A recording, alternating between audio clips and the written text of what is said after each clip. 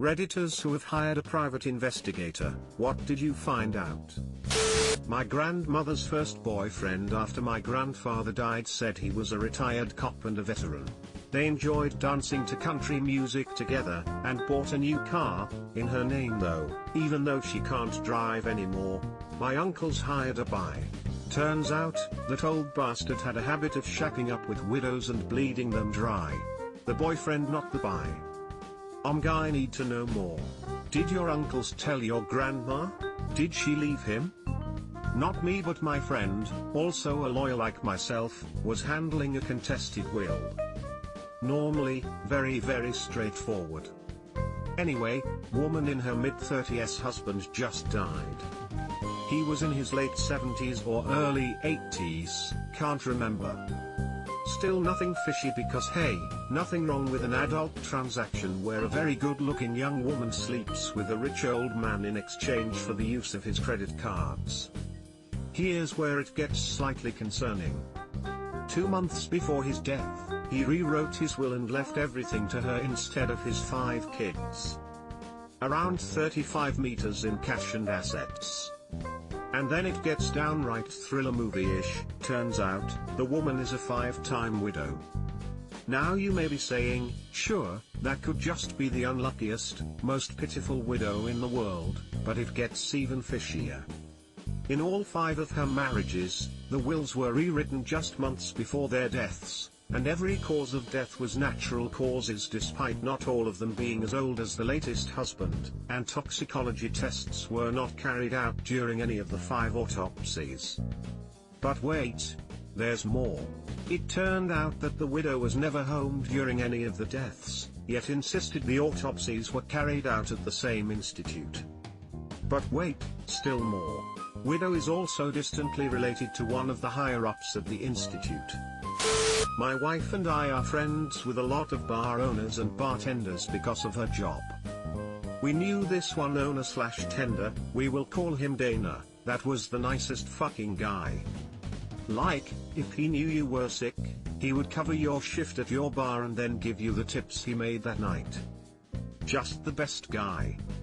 Then one night we are drinking with another bartender friend, Ben. Ben lets us know that Dana has brain cancer.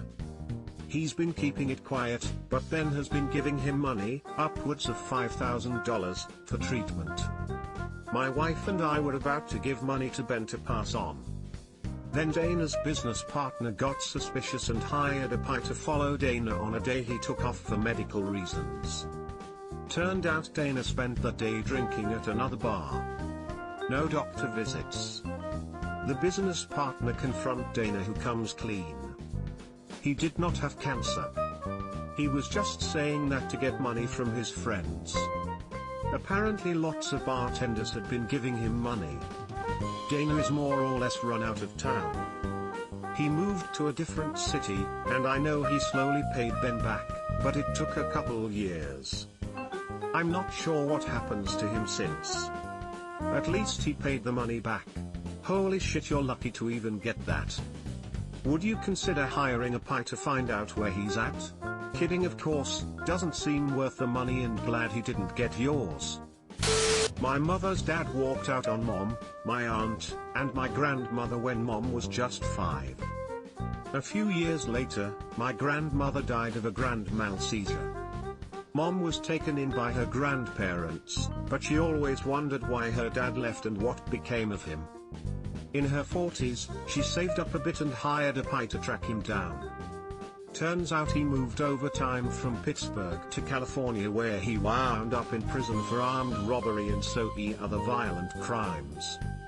He died in San Quentin Penitentiary. I think mom got a lot of closure out of that. She was able to see that life would have most likely been even worse had he stayed. At least living with her grandparents, she was loved and raised to fulfill her potential.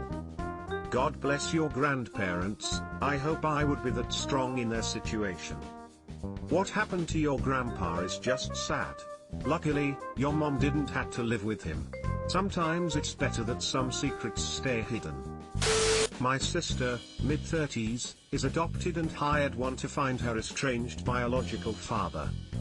They came back saying that not only was he still alive and nearby, but he had a daughter.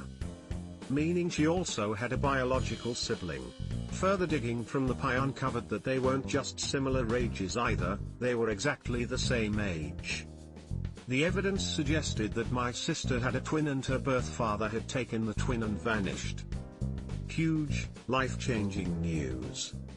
Eventually, through more incredible detective work, the buyer realized that the daughter was actually just my sister. There was no other sibling and they had just been investigating my sister the whole time accidentally. Needless to say, we asked for the money back. TL, doctor, sister hired a private investigator accidentally investigated sister. Well, did you get the money back? This is hilarious, smiley face, smiley face, smiley face. I used to work for an insurance defense firm years ago. Best pie story I have is where we hired one to tail a guy who was suing our client for an injury that wasn't entirely our client's fault. The guy was refusing to settle, and was insisting on going to trial even though we offered a fair sum that would have paid his medical bills. The buyer we hired got some good pics that showed the plaintiff was nowhere near as injured as he claimed, but the crown jewel of the photos was one where the guy was walking on a pier with a woman who wasn't his wife. Had his hand on her ass and everything. Later in a deposition, the attorney slid the picture to the plaintiff and said something like Mr. Smith, obviously not his real name, who is the woman in this picture. We would like to schedule a deposition with her as well. The guy went ghost white and told his attorney he wanted to settle. At least he was smart enough to realize that if his wife found out the other woman was gonna be deposed, he was gonna have to get a family law attorney as well, because the divorce papers would soon follow. So, did you settle or did he just drop the suite? At that point, I'd assume he just dropped the whole thing. I know somebody who was like an assistant to the actual buy. She basically went to bingo with a camera in her purse to capture video of a woman. The woman claimed that a car accident had completely immobilized her. But she would take off the neck brace all the time, playing bingo hours on end. Nothing exciting, just capturing fraud. Wait. She took it off to play bingo? Capturing fraud is exciting. Not me, but my grandfather did. He was separated from his brother when the Japanese occupied China. My grandfather safely made it to Hong Kong and eventually to Canada. His brother made it to Singapore or Malaysia according to family friends back then. So my grandfather spent a good 5 years or so working with a pie to find his brother so they can be reunited. Sadly, with just a picture and the fact many people died in the war, it wasn't much to go on. My grandfather is still alive and always thinks of his brother. It's his wish to see him one more time. Oh man, that's heartbreaking. Have you tried posting online? Do you recognize this man? With the image and a brief story? I tried to stay in Europe doing this exact thing when I was younger, helping people track down relatives. Did it for myself, figured I could do it for others. Sadly never got clients or knew how to market. One can dream. In his 20s, Miso hired a pie to find out what had become of the childhood bully who had made his life hell, and who had vowed to kill him. Actually, he did try by bringing a loaded gun to school, but some other kid ratted him out and the bully got expelled, but still lived in the neighborhood for a few more years and beat up Miso every chance he got. The pie found the bully living in a town more than an hour outside the big city, in a dead-end job. He'd been arrested for assault and public drunkenness a couple times. That info helped Miso get past his fear that the guy would find him someday and make good on his threat. Oddly, this seems like money well spent. He brought a gun to school with the pre-established intent to kill someone and all they did about it was expel him? My law firm had a bad faith insurance case several years ago. A guy had gotten hurt at work. He claimed he was disabled because he hurt his back, and could not lift anything or really engage in any type of physical activity. His disability insurance carrier failed to handle the claim and pay him what was owed. there was a potential for relatively large damages. In fact, the carrier filed in the court case what is known as an offer to confess judgment. It's a way of agreeing to let judgment be taken for that amount.